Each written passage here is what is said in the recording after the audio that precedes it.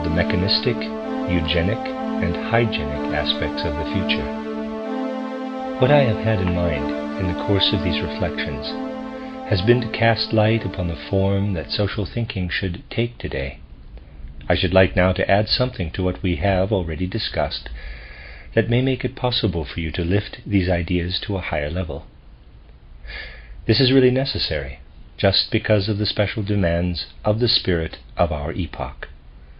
Everything that I have presented to you and will still present, I hope you will consider, if I may repeat this request, not as a criticism of the existing conditions of the times, but simply to provide material suitable for giving direction to our judgment that may provide the foundation for a general survey of conditions characterized by the necessary insight.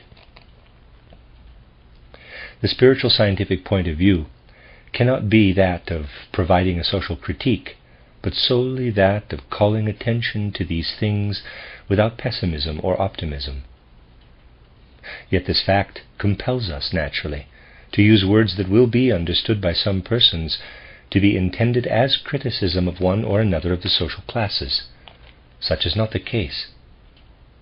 When we speak here of the bourgeoisie, it is as if we were speaking of an inevitable historical phenomenon, and not for the purpose of raising any objection to what has simply been unavoidable according to certain spiritual scientific points of view. I beg you to understand in the same way also what I shall present to you today.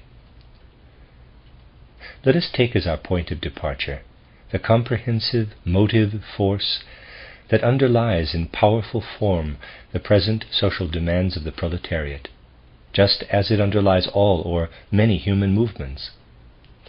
This force is more or less clearly expressed, but it is also instinctive, unconscious, confused, and unclear, though nonetheless fundamental in these movements. This consists in the fact that a certain ideal exists for bringing about a social order that will be satisfying in all its aspects. If we wish to describe in a radical way what is thus basic in these things, there is reason to say that an endeavor is made to think out and to realize a social order that will bring about a paradise on earth, or at least that happy state worthy of the human being that is looked upon by the proletariat population at the present time as something to be desired. This is called the, quote, solution of the social problem, unquote. What I have just said is inherent in the instinct behind what is called the solution of the social problem. Now, in considering the expression solution of the social problem, it is necessary that the spiritual scientist, who should not surrender himself to illusions in any field, but should fix his attention upon realities, shall in this case also indulge in no illusions. The essential fact in this field is that those who are striving for these things do not proceed from a standpoint free of illusions, but from a point of view confronted by a great number of such illusions, especially the fundamental illusion that it is possible to solve the social problem. The fact that in our epoch there is no consciousness of the difference between the physical plane and the spiritual world, but the physical plane is looked upon in a certain instinctive way as the only world, is connected with the other fact that it longs to create a paradise on this physical plane. Because of this conception, our epoch is compelled to believe that the human being is condemned either never to achieve justice, the harmonizing of his impulses and needs, or else to find these things within the physical earthly existence. The physical plane, however, manifests itself to one who observes the world imaginatively, and thus takes cognizance of actual reality, in such a way that he must declare there is no perfection in this world, but only imperfection. Thus it is impossible to speak at all of an absolutely complete solution of the social problem. You may endeavor, in any way you please, on the basis of all the profoundest knowledge, to solve the social problem. Yet it will never be solved in the sense in which many persons expect the solution in our day. But this need not lead anyone to say that if the social problem is simply not to be solved, we should permit the old nonsense to continue on its course. The truth is that the course of things resembles the action of a pendulum. The force for the upward swing is gained in the downward swing. In other words, just as the opposite force is accumulated by the downward swing and is then used in the upward swing, such is the case also in the rhythmical succession characterizing the historic life of humanity. What you may consider for a certain epoch as the most perfect social order, or even as any social order at all, wears out when you have once brought it to realization, and leads after a certain time once more to disorder. The evolutionary life is not such that it steadily ascends, but its course consists in ebb and flow. It progresses with a wave movement. The best that you may be able to establish, when once realized on the physical plane, gives rise to conditions that lead to its own destruction after the necessary length of time. The state of humanity would be entirely different if this irrevocable law in the historic course of events were adequately recognized. It would not then be supposed possible, in the absolute sense of the word, to establish a paradise on earth, but people would be compelled to give attention to the cyclic law of humanity's evolution. As we exclude from consideration an absolute answer to the question, what should be the form of social life, we shall do the right thing by asking ourselves what must be done for our epoch. What are the exact demands of the motive forces of our fifth post-Atlantean epoch? What actually demands to be made a reality? With the consciousness that what is brought to realization will inevitably be destroyed in turn in the course of the cyclic reversals, we are compelled to see clearly that we can think socially also only in this relative way when we recognize the impelling evolutionary forces of a definite epoch. It is imperatively necessary to work in harmony with reality. We are working against reality when we suppose that we shall be able to accomplish anything by means of abstract and absolute ideals. For the spiritual scientist, therefore, who desires to fix his attention upon reality and not illusion, the question takes the limited form of what bears the impulse within it to be brought to realization within the actual situation of the immediate present. Our explanations of yesterday also were intended to be considered from this point of view. You interpret me quite wrongly if you suppose that I mean an absolute paradise will be brought about through the fact, let us say, that what is produced by labor will be separated from labor. On the contrary, I consider this, on the basis of the profound laws of the evolution of humanity, only as something that must necessarily occur at the present time. What is anchored in all the instincts of man, toward which the proletariat conception of life especially is striving, even if they sometimes push things to the extreme of such demands, as those I enumerated to you yesterday as the demands of Bolshevism. Behind what people have in their consciousness there lies, of course, what they instinctively will to bring to realization. Anyone who directs his effort toward reality does not pay attention to programs proposed to him, not even that of the Russian Soviet Republic, but he endeavors to see what is still in instinctive form today, behind these things that people express outwardly with stammering tongues. This is what really matters. Otherwise, if we do not view the matter thus, we shall never deal with these things in the right way. What men are instinctively striving for is absolutely inherent in the fundamental character of our fifth post-Atlantean epoch, which is essentially different from the fourth epoch, the Greco-Latin, and likewise from the preceding third, the Egypto-Chaldean. Men of today in their social relationships, not as individuals, but in social group relationships, must will something absolutely definite. Instinctively, they do actually will this. They will today what could not have been willed in the fourth post-Atlantean epoch, or even up to the 15th century of our Christian era. They will today an existence worthy of the human being, That is the fulfillment, as a reflection in the social order, of what they vaguely sense in this epoch as the ideal for humanity. Men will today instinctively that which the human being is in himself shall be reflected in the social structure. During the third post-Atlantean epoch, the Egypto-Chaldean, this was different, and different likewise still earlier, during the second epoch. In the second epoch, the ancient Persian, the human being was still entirely in his inner nature. Man was then still a being of wholly inner nature. He did not then demand instinctively to find duplicated in the external world what he possessed inwardly as his needs. He did not see a social structure that would enable him to recognize in external things what he possessed inwardly as impulse, instincts, and needs.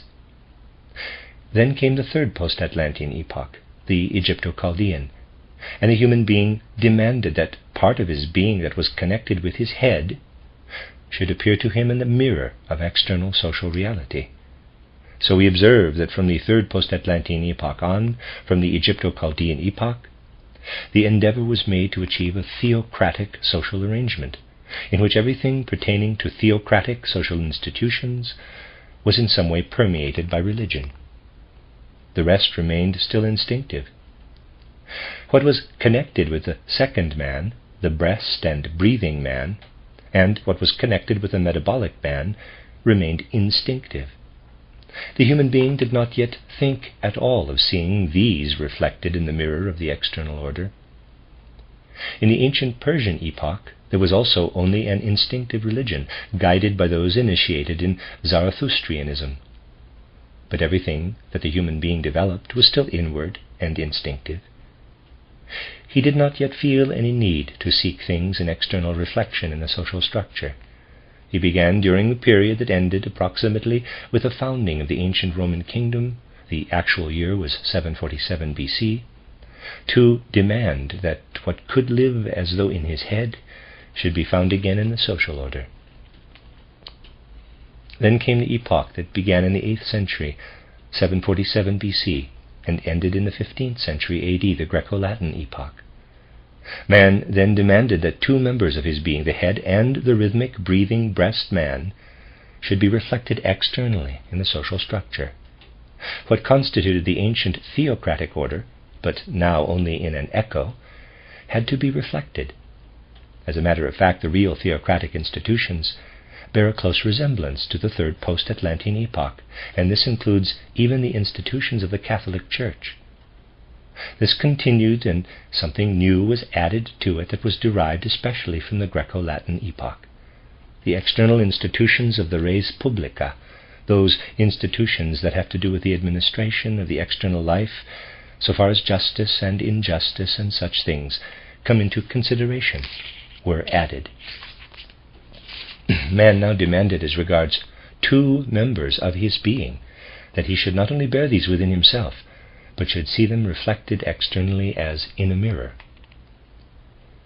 For instance, you do not understand Greek culture if you do not know that the situation was such that the merely metabolic life, which is expressed externally in the economic structure, still remained instinctive, inner, and without the need of external reflection.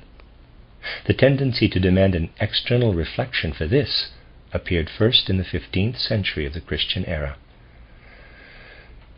If you study history in its reality, not in the form of legends fabricated within our so-called science of history, you will find confirmed even externally what I have told you on the basis of occult knowledge about the Greek slave class and slavery, without whose existence the Greek culture we so greatly admire would be unthinkable.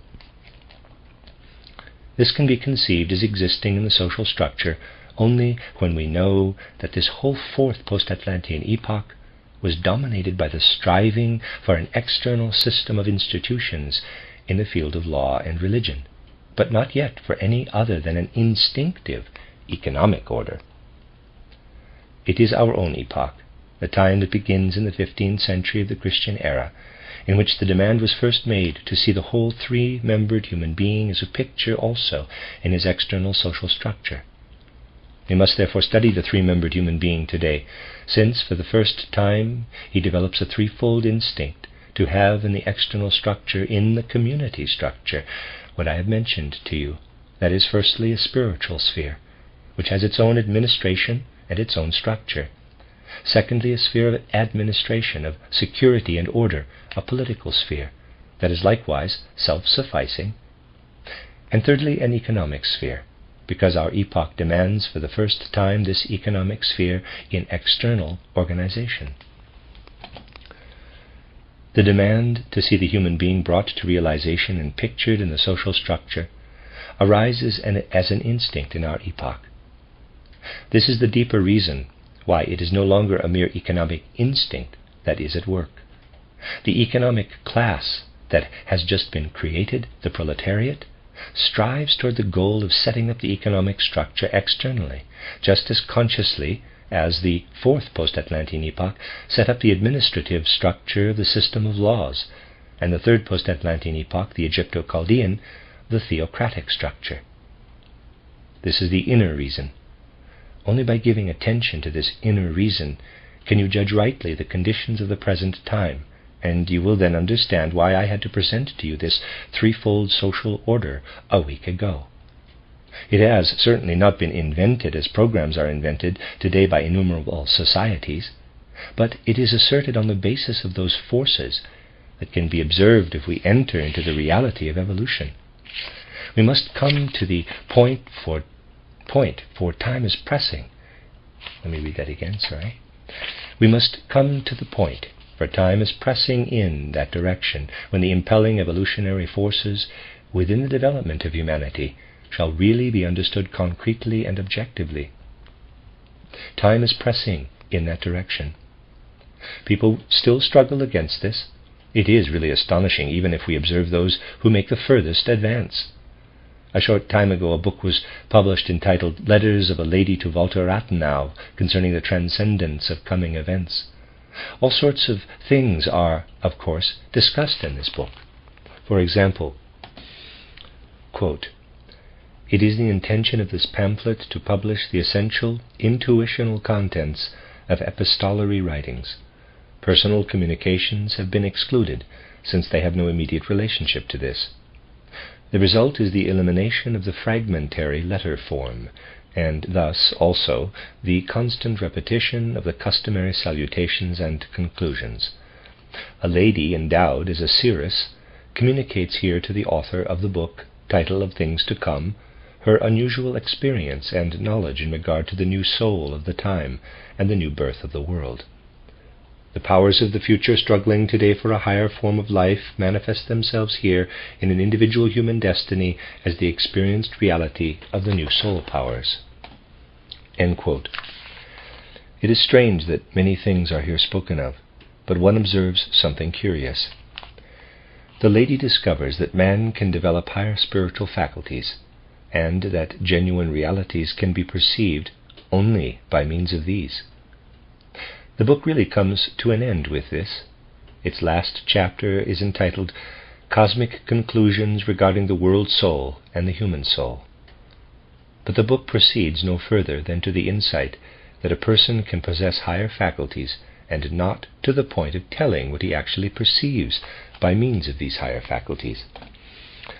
It is as if one should say to a person, "You have eyes," but then not bring them to the point of seeing anything of reality with them.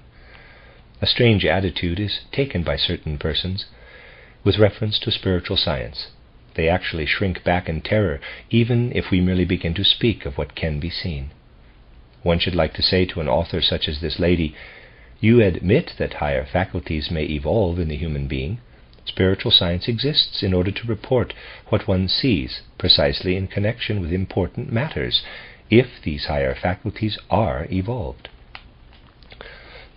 But people shrink back from this and do not want to listen. You see how urgently the time impels us to reach the point where spiritual science wills to arrive, and how meanwhile there are jumbled together in people those things of which I spoke in the latest issue of the magazine Das Reich, edited by Alexander von Bernus, in my article entitled Luciferic and Ahrimanic Elements in Our Contemporary History in the Life of Man.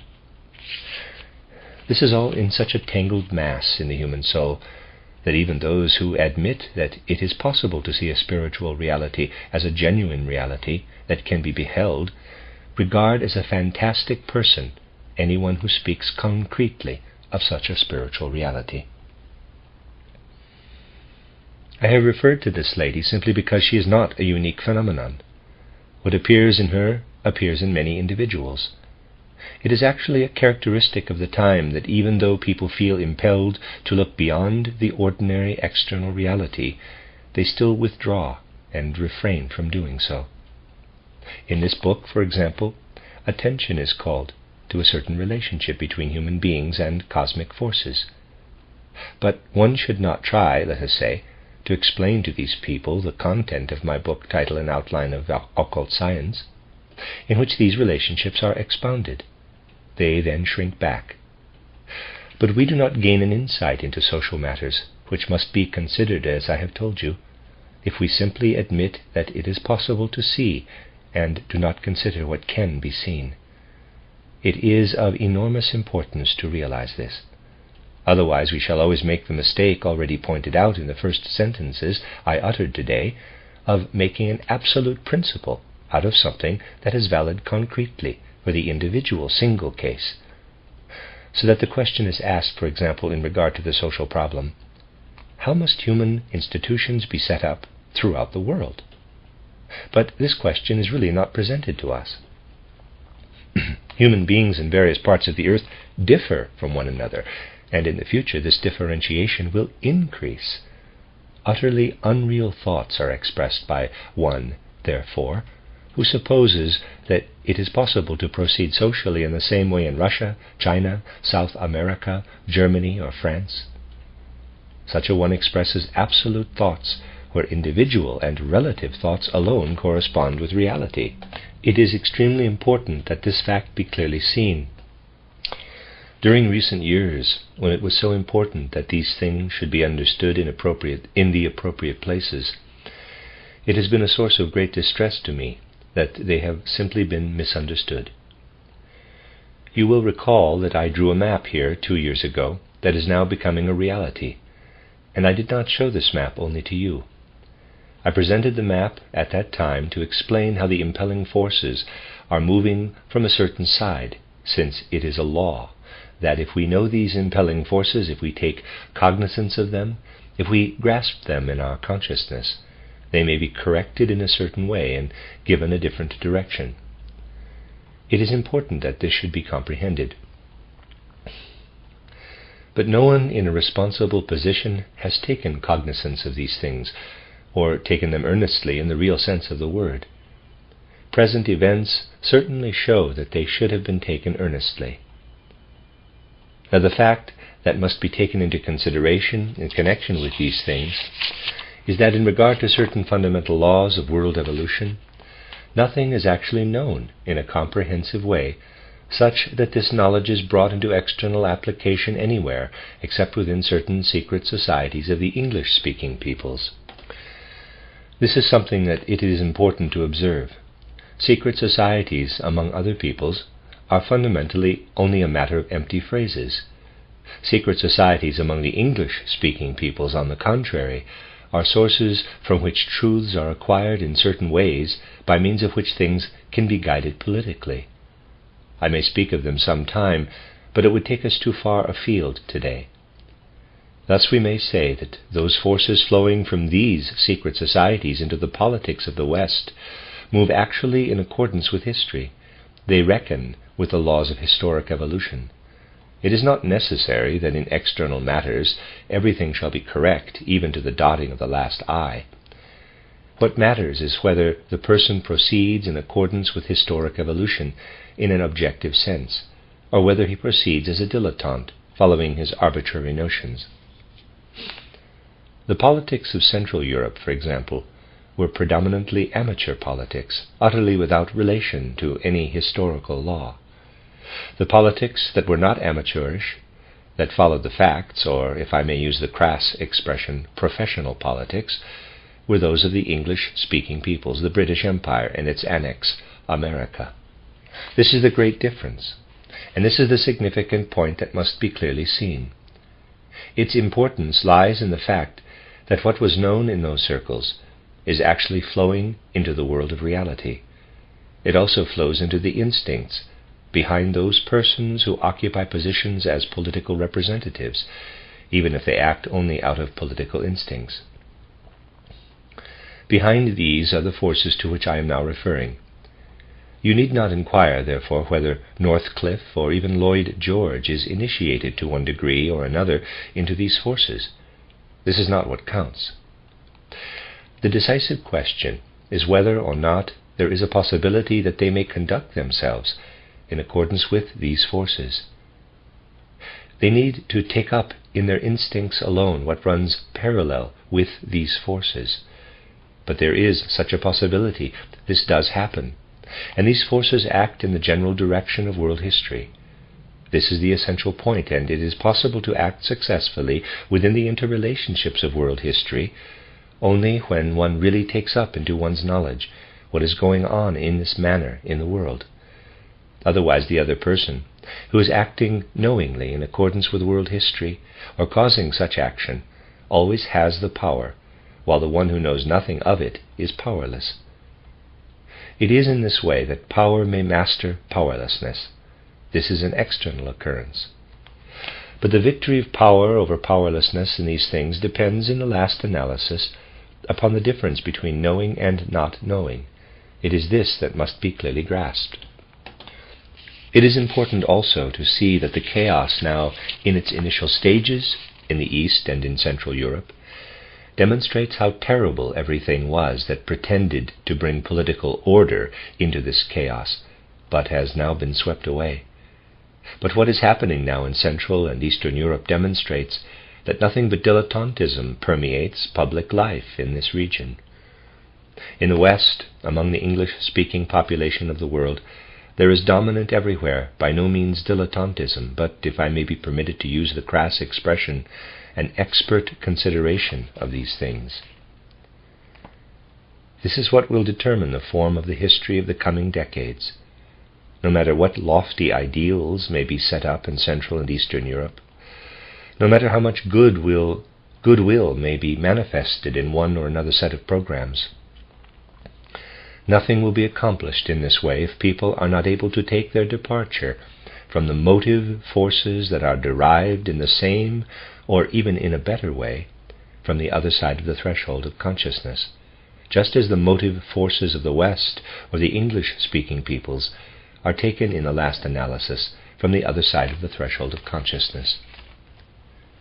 Those friends who have heard these things discussed that I have presented to you for years, precisely as I am doing today, have always made a mistake in this connection, and it is generally difficult to persuade even our best friends to abandon it. This is the mistake of thinking, but what good does it do to say to people that one thing or another has its origin in certain secret centers of the West? Surely it is necessary to convince them first that there are such secret societies.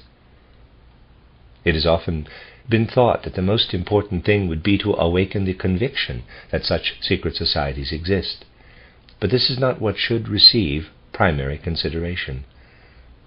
You will meet with little response if you undertake to convince statesmen of the caliber of Kuhlmann, let us say, that there are secret societies in possession of such impelling forces, but that is by no means the important point.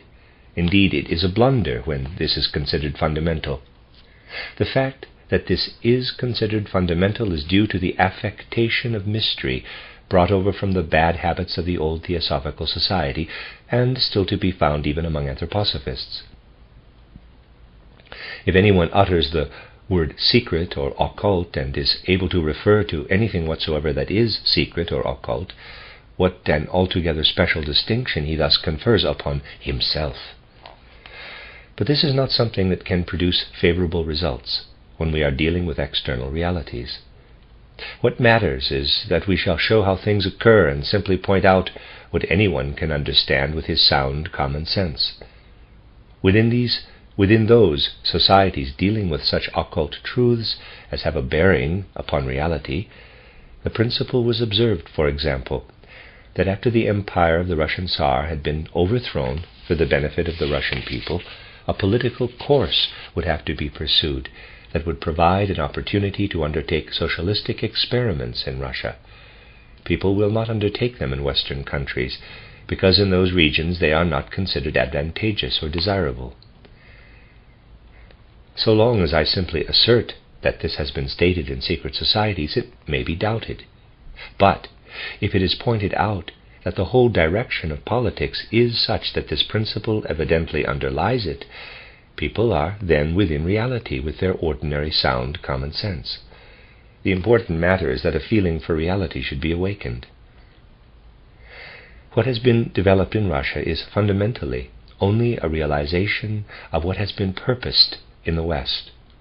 The fact that up to the present time only unskillful socialistic experiments are carried out by non-Englishmen, that things come to realization by all sorts of roundabout paths, is so well known by these societies that they suffer no serious headaches because of them. They know that the important thing is to bring these countries to the point where socialistic experiments become unavoidable. If these are then conducted in connection with ignorance of the nature of a social order, one then actually forms the social order related to these lands and makes oneself the director of the socialistic experiment. You see, the holding back of a certain kind of occult knowledge that is carefully practiced in these centers gives rise to enormous power. The opposite side cannot save itself in any way from this power, except by acquiring this knowledge and confronting this power with it. In this field there can be no discussion of guilt or innocence. Here we must speak simply of the inevitable, of things that must come to pass because they already exist under the surface, because they are at work in the realm of forces that are not yet phenomena. They are already forces, however, and will become phenomena. Surely I need scarcely emphasize that I hold fast to what I have always asserted. The real being of the German people cannot perish. This real being of the German people must search for its path, but it is important that it shall be able to find its path, that it shall not follow false roads in its search, and shall not search in ways where there is no knowledge. Do not interpret, therefore, what I shall now say in such a sense as to make it in the least contradictory of what I have asserted over a period of years. Things always have two sides, and what I have indicated to you is, in large measure, a matter of the will. It is possible for this to be paralyzed if forces are brought into play also from the opposite side, but these forces must rest upon knowledge, not upon an amateurish lack of it. You see, the essence of the thing is that if no resistance is raised from the East, and by the East I mean the whole region lying from the Rhine eastward even into Asia, British world domination will develop after the destruction of the Roman, Latin, French element in the way intended by those forces that I have indicated once more today, as I have frequently done already, as lying behind the instincts. For this reason, it is important that in dealing with what Woodrow Wilson says, we shall not employ merely that kind of thinking generally developed in people today. Rather, what appears only in the instincts, even in such a person as Woodrow Wilson, should be grasped by means of a deeper knowledge. When formulated into all kinds of maxims, this infatuates people, and when it comes from Wilson's mind, infatuates for the sole reason that his mind is possessed in a certain way by subconscious forces. The really important fact is that in groups in the West who keep their knowledge secret, the greatest pains are taken to see that things shall develop in such a way as to ensure under all circumstances the mastery of the West over the East.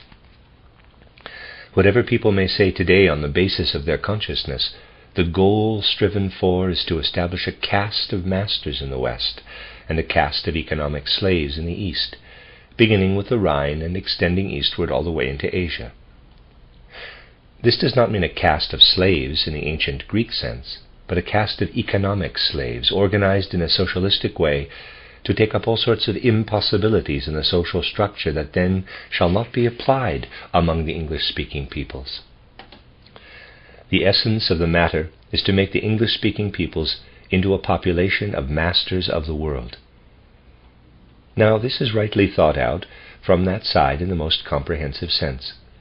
I now reach the proper place for the explanation of something that I beg you really to receive in full awareness of the fact that if such assertions are made today, they are made under the pressure and urgency of contemporary events, and must really not be received except in an earnest sense. What I am here asserting is most carefully kept secret by the centers in the West, to which I have often referred. It is considered obvious in the West that the people of the East shall not be permitted to know anything of these matters that these Western persons possess in the form of knowledge, as I have already said, through methods I may later discuss. They possess these things as knowledge in such a way that since the others are not to know of them, world mastery shall be established through their help. This is the only possible method for attaining their ends. Beginning with this fifth post-Atlantean epoch, definite forces will become prominent in the evolution of humanity. Human evolution is, of course, moving forward. Within the limits of the brief span of time that comes under the survey of anthropology or history in the field of external materialistic science, it is never possible to form a judgment regarding the forces manifest in the evolution of humanity. Little in the external process of development has undergone any change within this limited span of time. On the basis of this knowledge, no one knows, for example, how utterly different things looked even in the second epoch, not to mention the first or others still farther back. This can be known only through spiritual science. Only through spiritual science, likewise, is it possible to indicate the forces that will develop in future in a wholly elemental manner out of the nature of man. The fact that such forces, which will transform life on earth, will develop out of the human being is known in those secret centers. It is this that is concealed from the East by people in the West, who intend to retain it themselves. It is known, moreover, that these capacities, possessed by man today only in their very first beginning, will be threefold in their nature. They will evolve out of the nature of man in the same way in which other capacities have come into existence in the course of humanity's evolution. This threefold capacity of which every knowing person within these secret circles speaks, these three capacities that will evolve in human nature, I must make intelligible to you in the following way. First, there are the capacities having to do with so-called material occultism. By means of this capacity, and this is precisely the ideal of British secret societies, certain social forms at present basic within the industrial system shall be set up on an entirely different foundation. Every knowing member of these secret circles is aware that solely by means of certain capacities that are still latent but evolving in man, and with the help of the law of harmonious oscillations, machines and mechanical constructions and other things can be set in motion. A small indication is to be found in what I connected with the person of Strader in my mystery dramas. These things are at present in process of development. They are guarded as secrets within those secret circles in the field of material occultism. Motors can be set in motion, into activity, by an insignificant human influence through a knowledge of the corresponding curve of oscillation. By means of this principle, it will be possible to substitute merely mechanical forces for human forces in many things. The number of human beings on the earth today, in actual fact, is 1,400,000,000. Labor is performed, however, not only by these 1,400,000,000 persons, as I once explained here, but so much labor is performed in a merely mechanical way that we say the earth is really inhabited by 2,000,000,000 persons. The others are simply machines. That is, if the work that is done by machines had to be done by people without machines, it would be necessary to have 600 million more persons on the earth. If what I am now discussing with you under the name of mechanistic occultism enters into the field of practical action, which is the ideal of those secret centers, It will be possible to accomplish the work not only of 500 million or 600 million, but of 1,080,000,000 persons. The possibility will thus come about of rendering unnecessary 9/10 of the work of individuals within the regions of the English-speaking peoples.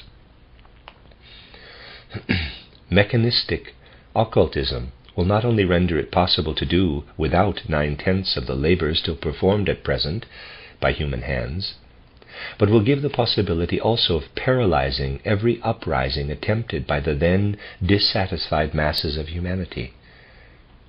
The capacity to set motors in motion according to the laws of reciprocal oscillations will develop on a great scale among the English-speaking peoples. This is known in their secret circles, and is counted upon as the means whereby the mastery over the rest of the population of the earth shall be achieved even in the course of the 5th post-Atlantean epoch. Something else is known also in those circles. It is known that there are 2 other capacities that will likewise develop. One, which I shall venture to call the Eugenic Capacity, will evolve primarily among people of the East, of Russia and the Asiatic hinterland. It is also known in those secret circles of the West that this Eugenic occultism will not evolve out of the inborn potentialities of the English-speaking peoples, but only of the inborn potentialities belonging precisely to the Asiatic and the Russian populations. These facts are known in the secret circles of the West. They are taken into account and are looked upon as constituting certain motive forces that must become active in future evolution. By the eugenic capacity, I mean the removal of the reproduction of human beings from the sphere of mere arbitrary impulse and accident. Among the peoples of the East, there will gradually develop a brilliantly clear knowledge as to how the laws of population, the laws of peopling the earth, must run parallel with certain cosmic phenomena. From this information, they will know that if conception is brought about in accord with certain constellations of the stars, opportunities will thus be given for souls that are either good or evil in their nature to obtain access for earthly incarnation. This capacity will be acquired only by those individuals who constitute the continuation as races, the continuation in the bloodstream of the Asiatic population. They will be able simply to see in detail how what works today chaotically and arbitrarily in conception and birth can be brought into harmony with the great laws of the cosmos in individual concrete cases. Here abstract laws are of no avail. What will be acquired is a concrete single capacity in which it will be known in individual cases whether or not a conception should occur at a particular time. This knowledge, which will make it possible to bring down from the heavens the impelling forces for the moralizing or demoralizing of the earth through the nature of man himself, this special capacity evolves as a continuation of the blood capacity in the races of the East. What evolves as a capacity there I call eugenic occultism. This is the second capacity, the capacity that will prevent the evolution of humanity, as regards conception and birth, from taking its course according to arbitrary impulses and more or less accidentally. I beg you to consider the enormous social consequences, the enormous social motive forces that enter here. These capacities are latent. It is well known in those secret circles of the English-speaking peoples that these capacities will evolve among the peoples of the East. They know that they themselves will not possess these capacities within their own potentialities bestowed upon them through birth. They know that the earth could not reach its goal, could not pass over from Earth to Jupiter. Indeed, they know that the earth would, within a relatively short time, diverge from the path leading to its goal, if only the forces belonging to the West should be employed. It would gradually come about that only a soulless population would evolve in the West, a population that would be as soulless as possible. This is known. For this reason, these people endeavor to develop within their own circles, through their capacities, mechanistic occultism. The endeavor is also made to establish a mastery over those peoples who will develop eugenic occultism. Every instructed person in the circles of the West says, for example, It is necessary that we rule over India for the reason that only through the continuation of what comes out of the Indian bodies, when this unites with what tends in the West in a wholly different direction, in the direction of mechanistic occultism, can bodies come into existence in which souls will be able to incarnate in future, who will carry the earth over to its future evolutionary stages. The English-speaking occultists know that they cannot depend upon the bodies that come out of the fundamental character of their own people, and so they strive to possess the mastery over a people who will provide bodies with the help of which the evolution of the earth may be carried forward in the future.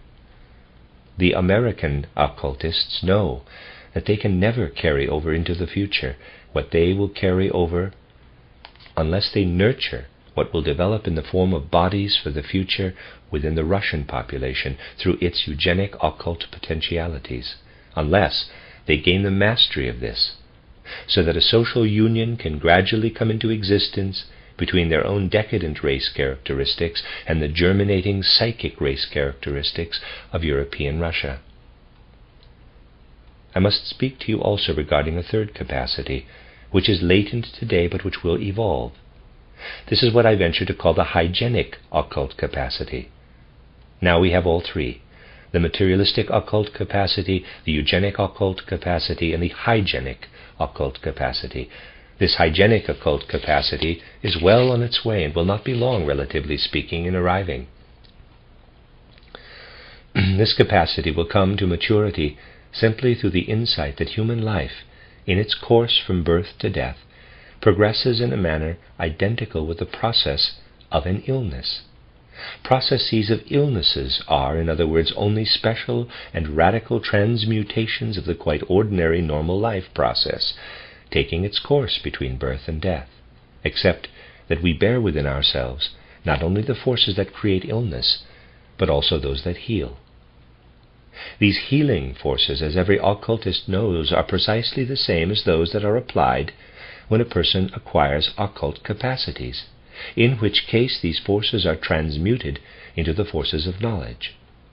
The healing power innate in the human organism, when transmuted into knowledge, gives occult forms of knowledge. Now, every knowing person in the Western circles is aware that materialistic medicine will have no basis in the future. As soon as the hygienic occult capacities evolve, a person will need no external material medicine, but the possibility will exist of treating prophylactically in a psychic way to prevent those illnesses that do not arise through karmic causes, because karmic illnesses cannot be influenced. Everything in this respect will change. This seems at present like a mere fantasy, but it is actually something that will soon come about. Now, the situation is such that these three faculties will not come into existence equally among all the peoples of the earth. Indeed, you have already seen the differentiation. This differentiation has to do naturally only with the bodies, and not with the souls, which always pass, of course, from race to race, from people to people. But with the bodies, this differentiation has much to do. From the bodies of the English-speaking peoples, the possibility of developing eugenic occult capacities in the future, through birth, can never arise. It is precisely in the West that these will be applied, but the manner in which they will be applied will be that a mastery will be established over the eastern lands, and marriages will be brought about between people of the West and people of the East. Thus, use will be made of what can be learned only from the people of the East. The potentiality of hygienic occult capacities is present in special measure among the people of the central countries. English-speaking people cannot acquire the hygienic occult capacities through their inborn potentialities, but they can acquire these capacities in their development in the course of time between birth and death. These can become acquired characteristics during that time. In the case of the population occupying the area approximately eastward from the Rhine and all the way into Asia, these capacities will be present on the basis of birth.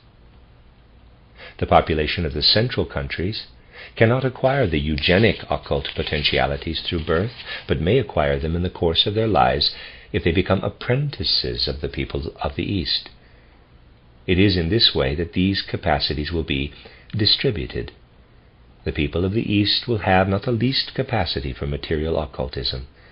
They will be able to receive this only when it is given to them, when it is not kept secret from them. It will always be possible to keep it secret, especially when the others are so stupid as not to believe in things that are asserted by a person who is in a position to see into them. In other words, the people of the East and those of the central countries will have to receive material occultism from the West. They will receive its benefits, its products. Hygienic occultism will develop primarily in the central countries, and eugenic occultism in the eastern lands. It will be necessary, however, for intercommunication to exist between people. This is something that must be taken up into the impelling forces of the social order of the future. It makes it imperative for people to see that they will be able to live in future throughout the world only as total human beings. If an American should wish to live only as an American, although he would be able to achieve the loftiest material results, he would condemn himself to the fate of never progressing beyond earthly evolution. If he should not seek social relationships with the East, he would condemn himself to being bound within the earthly sphere after a certain incarnation, haunting the sphere of the earth like a ghost. The earth would be drawn away from its cosmic connections, and all these souls would have to be like ghosts. Correspondingly, if the people of the East should not take up the materialism of the West with their eugenic occult capacities that pull down the earth, the Eastern man would lose the earth. He would be drawn into some sort of mere psychic, spiritual evolution, and he would lose the earthly evolution. The earth would sink away under him, as it were, and he would not be able to possess the fruit of the earthly evolution. Mutual confidence among men in a profound inner sense is what must come about. This is manifest through their remarkable future evolution. Within the intelligent minds of those centers of the West, a purpose exists to foster things only in the way in which they can foster them. It is not the business of Westerners to pay particular attention to what is evolving in the East from the viewpoint of the Eastern person. What evolves among others must simply be left to those others. This is something that must be inscribed deeply upon our souls, that we arrive at a point here where guilt or innocence or similar concepts lose their significance, where the fact to bear in mind is that we must take these things in with the utmost earnestness, in the profoundest sense of the word, for the reason that these things embody a knowledge that alone is capable of passing over into the guidance of humanity in the future. These things are of great importance, and it is important that we should view them in a certain way. Just consider that I have told you that 3 kinds of occult capacities will evolve and will intertwine over the entire earth, differentiated according to different peoples, in harmony with those of the West, of the central countries, and of the East.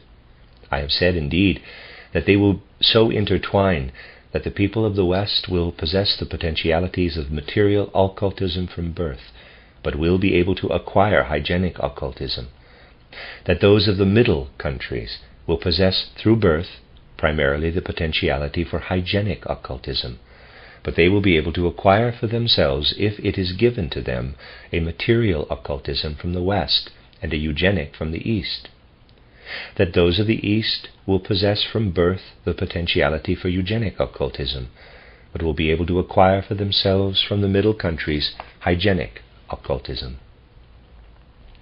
These capacities appear differentiated, distributed among the humanity of the world, but at the same time in such a way that they intertwine. Through this intertwining will the future social bond of community life be determined throughout the world. But there are hindrances against the development of these capacities. These hindrances are manifold in character, and their action is really complicated. For example, in the case of the people of the central countries and the eastern lands, it is an important hindrance to the evolution of these capacities especially their evolution in a knowing way, when strong antipathies against the people of the Western countries are active within them. Then these things cannot be viewed objectively. This is a hindrance in the evolution of these capacities. But the potentiality of developing another occult capacity is also even strengthened in a certain way if it is developed out of a certain instinct of hatred. This is a strange phenomenon. We often ask ourselves, and we are dealing here with something that must be considered quite objectively, why such senseless abuse has been practiced in the Western countries. This also comes out of the instinct tending toward these capacities. For what constitutes the profoundest impelling forces in Western occultism is fostered by nothing more powerfully than by the development of feelings that are untrue, but are sensed as in some way holy, and that can represent the people of the East, and especially those of the central countries, as barbarians. The potentialities of material occultism, for example, are fostered by the attitude of mind constituting the so-called crusading temperament in America. This consists in the feeling that America is called to spread over the whole earth freedom and justice, and I know not what other beautiful things. Of course, the people there believe that. What I am saying here has nothing to do with fault-finding. The people believe that they are engaged in a crusade, but this belief is in something false constitutes a support working in a certain direction. If a person should consciously make an untrue statement, he would not have this support. For this reason, what is now happening is tremendously helpful on the one side and a hindrance on the other in the development of those capacities that we must assert to be still latent at the present time in the case of most individuals who bear within themselves the will toward evolution in the future and are destined to influence profoundly the social structure of humanity.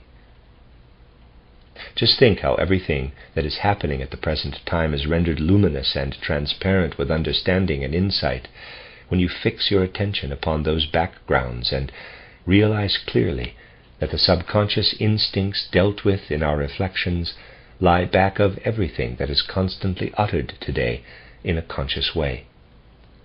The most important fact in this connection, however, is that it is precisely the English-speaking peoples who, by reason of quite special evolutionary processes, possess occult centers where these things are known. It is also known what capacities they will possess in future as members of the English-speaking population and what capacities they will lack. They know how they must arrange the social structure in order that they may be able to subject to their purposes what is deficient in them. It is the instincts that work in the direction of such things, and these instincts have already exerted their influence. They have exerted an enormous influence, a highly significant influence. One especially useful means that can be set in motion by Western occultism when things are to be directed into the wrong channels consists in so influencing the East that it shall continue to hold fast in future to its ancient inclination toward the development of religion alone without science. The leaders of Western secret circles will take pains to see that nothing shall exist in their own regions constituting mere religion or mere science, but that there shall be a synthesis of both, the reciprocal influence of knowledge and faith.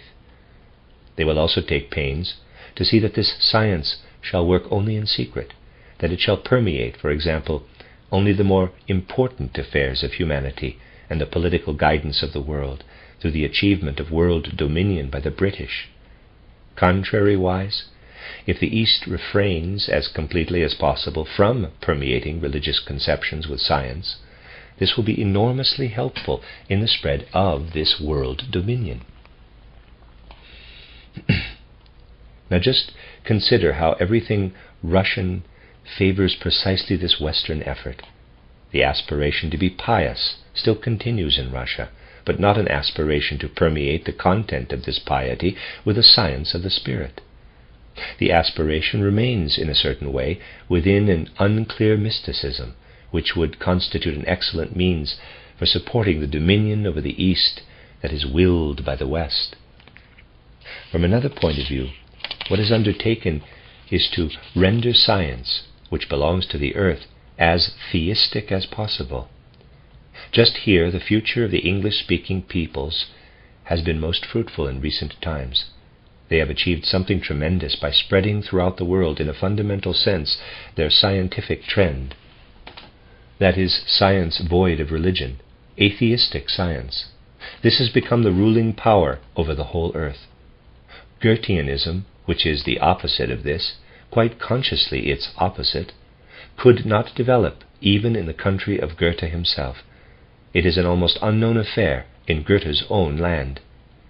The dominating intellect in science today is kept completely harmonious with what is intended to become publicly manifest as the external expression of that science practiced by those circles in secret.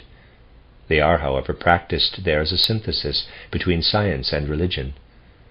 Thus there is atheistic science for the external world, but for the inner circles that are to guide the course of world events, there is a science that also constitutes religion, and a religion constituting science. The East can be kept in hand best of all if a religion without science can be maintained there.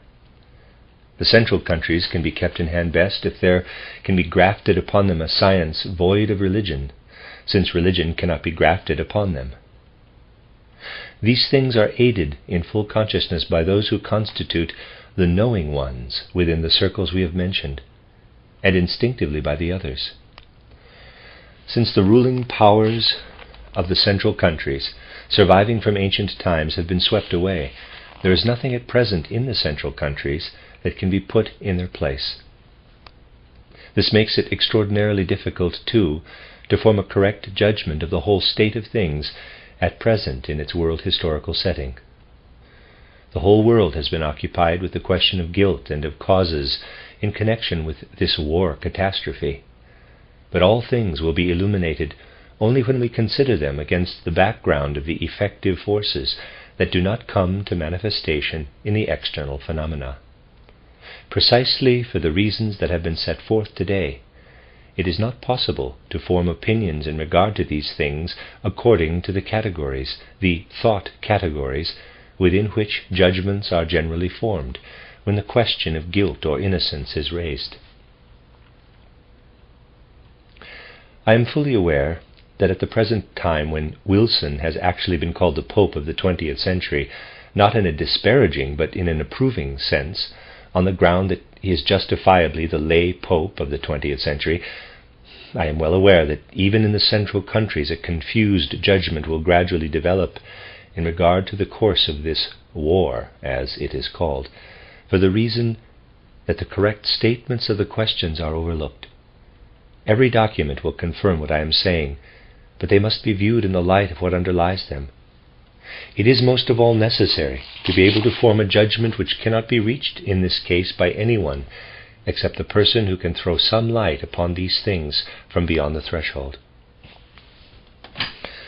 I fear that the events now occurring day by day, we might say, will cause increasingly false methods of judgment to become prevalent, that an increasingly small number of persons will be inclined to deal with the questions in such a way as to produce fruitful results. I suppose that people will have curious ideas when they are informed now, for example by the press, this might or might not be true, that the abdicated German Kaiser says, "I was really not even present when the war began. I was really not present at all. This was done by Bethmann and Jagow. They did this." You have probably read this in the most recent papers.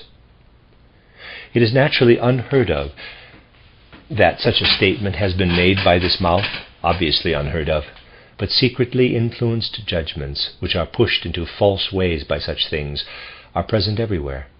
You see, what it is necessary to bear in mind in this connection is that we must really give thorough consideration to the facts in order to be able to state the right questions. If we realize this, we shall then see that we should not view so superficially, as is generally done, the profound tragic necessity lying at the bottom of this catastrophe. Even the superficial events must not be viewed superficially. I will call your attention to an instance, and you will see immediately why I select such an individual detail. Some time ago, I undertook to make it clear to you that many sequences of events, sequences of facts, took place in Germany that beyond doubt might really have led to the war, but were then broken off and did not lead to the war, whereas what actually led to the war did not have any real connection with these other things. I will not repeat today what I have already said to you in this connection. I should like, however, to have you consider one thing, in order that you may see how, in the course of world history, things that serve as external symptoms coincide, we might say, whereas the great affairs of which I have spoken to you today are behind these. The question might be raised whether the whole war catastrophe, as it has come about since July or August 1914, might, under certain circumstances, have taken a different course.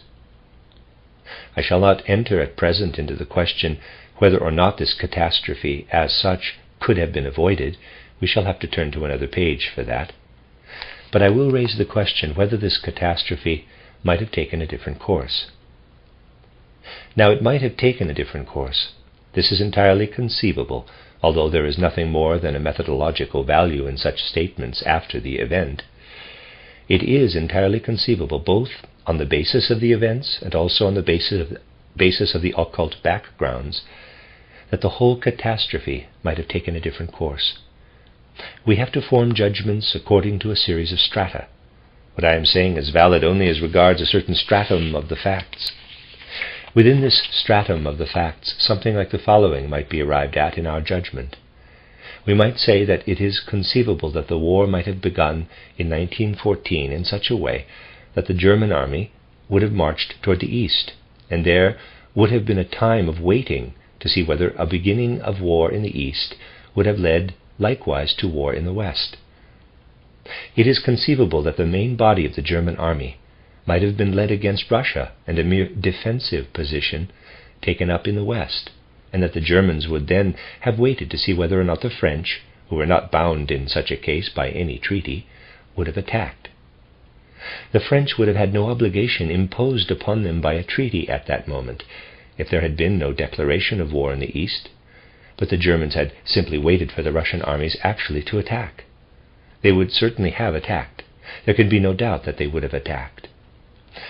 I do not deny that a different hypothesis might have been valid 5 years earlier, pointing in a different direction, but this was no longer possible in 1914.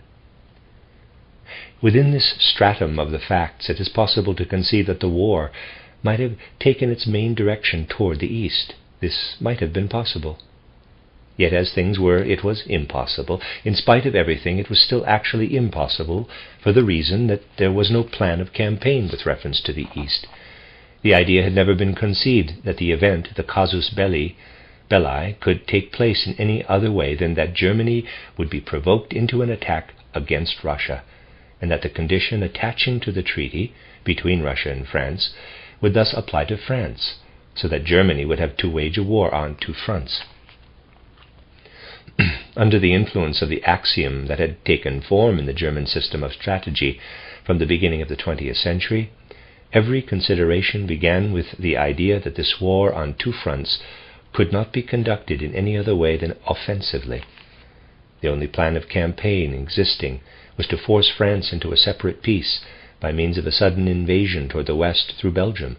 This was certainly an illusion, but such illusions existed, and then to hurl the masses of the army toward the east. Now I beg you to consider the nature of such a plan of strategy. Every detail for every day is calculated. There is an exact calculation as to how long it is permissible to wait from the day when the Russian general mobilization occurs until the first command is given for German mobilization, which cannot then be delayed but must continue further, because the Russian general mobilization constitutes the first impetus. On the day thereafter, the second day thereafter, and the third day thereafter, this must take place. If there is a delay for a single day after the Russian general mobilization, the entire plan is thrown into confusion and can no longer be carried out. It is this that I beg you to consider. Such a thing as this therewith took its course, which was actually decisive, at a moment when there was absolutely no Central European policy. This is naturally the essential point. There was no Central European policy, for von Bethmann still continues today to talk nonsense. People were in despair when Bethmann uttered his most unbelievable and impossible statements in the German Reichstag, and he continues still to utter them. There was absolutely no policy, but only strategy, but a strategy developed on the basis of one perfectly definite contingent event. Here it was not possible to change anything. Here nothing could be changed, even with respect to the hour. In other words, I beg you to reflect that it was not necessary, according to the external causative circumstances, for anyone in Germany to wish for a war. It had to occur in any case. It was not at all necessary to wish for it. I beg you to give attention to this fact. It had to begin for the simple reason that the moment Russia issued the order for general mobilization, the thought arose in the mind of the German commander-in-chief quite automatically and inevitably, now I must mobilize. From that point on, everything proceeded automatically. This by no means occurred for the reason that it had been willed. It occurred for the reason that it had been prepared years before. The attack through Belgium against France was to follow quite automatically upon the Russian general mobilization, because this was considered the only rational thing to do. The Kaiser could not be told this for the reason, as I have already related to you, that people knew he was so indiscreet that if this were said to him today, the whole world would know it tomorrow. The fact that the attack was to be through Belgium he learned first at the actual time of mobilization. Such things as this have happened many times. I beg you to give consideration to these things, and you will then say to yourselves that it was certainly not at all necessary for anyone inside Germany to will it. The war had to occur. I say this, however, on the condition that we shall remain within this stratum of facts. You may naturally pass over to a different stratum of the facts, but there you become involved in complicated questions.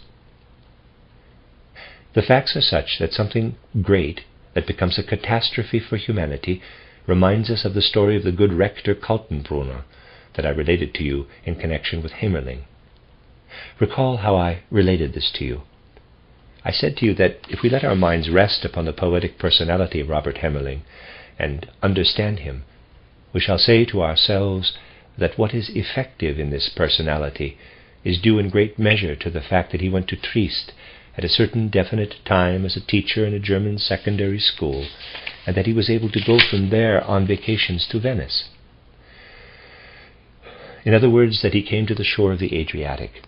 The whole inner structure of soul of this Hämmerling is due to the fact that he was able to live in Triest on the Adriatic as a teacher in a secondary school.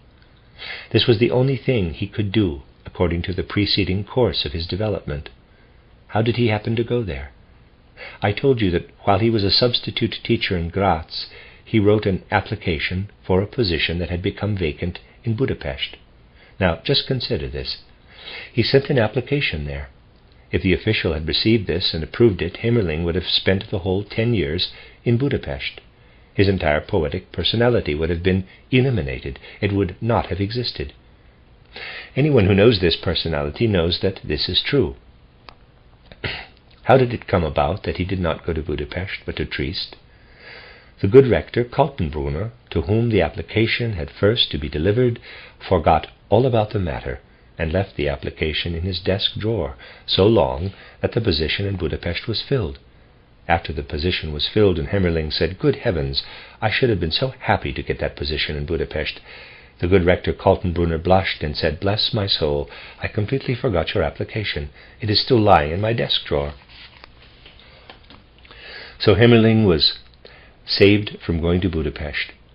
The next time that Hämmerling applied for a position in Triest, the good rector Kaltenbrunner, in the light of the preceding occurrence, did not forget to pass on the application.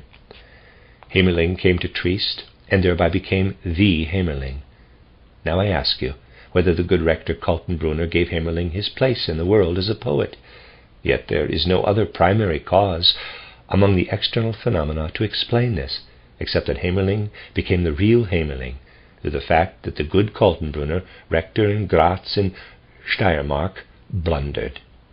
The simple fact is that it is possible to get under the surface of things only when we practice symptomatology. This guides us to the correct estimate of the external phenomena and to seeing what stands behind the symptoms. This is the really important point. This is what I should like to arrive at more and more. When we survey the catastrophe of the present time, it is by no means a simple matter to find our way out of all the confusion. Just consider the great difficulty we face. Suppose that Lord Grey should undertake to prove, on the basis of the external documents alone, that he was entirely free of blame in connection with the outbreak of the war. Of course, this is the easiest thing in the world to prove. On the basis of the external documents, it is possible to present the most convincing evidence that the British government was not in any way to blame for the outbreak of this war. But what matters in all cases is the question as to how much weight attaches to this evidence. You can get under the surface of these things only if you state the question as I have stated it here before you for a number of years. Would it have been possible, for example, for the British government to prevent the invasion of Belgium? Then you must say, yes, it would have been able to do so. That is just what I demanded in my memorandum, that unadorned facts should be presented to the world.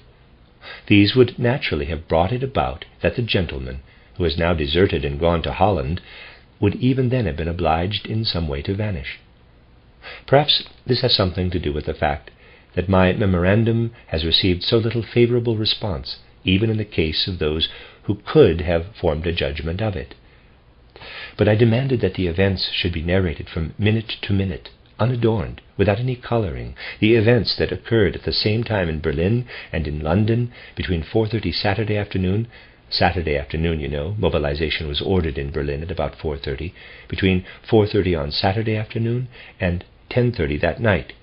These decisive events, into which nothing enters of all those things about which the world has talked, afford the proof, if they are simply narrated, that it would have been possible for the British government to prevent the invasion of Belgium.